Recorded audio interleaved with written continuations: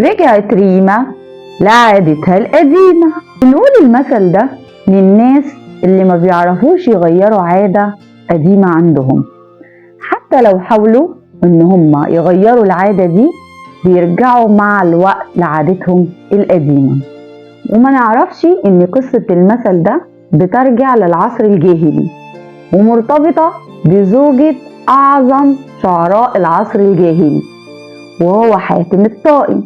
وكان حاتم الطائي معروف انه راجل كريم جدا، ومراته حليمة كان معروف عنها انها بخيلة جدا، حتى لما كانت بتيجي تطبخ يا اما تحط سمنة قليلة جدا يا اما ما تحطش سمنة خالص.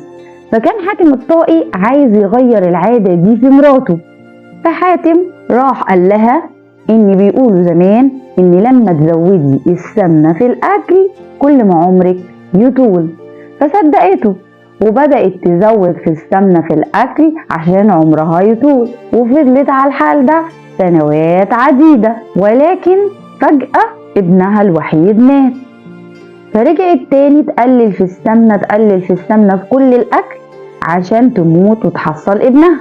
ومن هنا طلع المثل بتاع رجعت حليمة لعادتها القديمة. وفضلوا الناس يحرفوا فيه لحد ما بقى المثل الشهير اللي احنا كلنا بنقوله رجعت ريما لعادتها القديمة.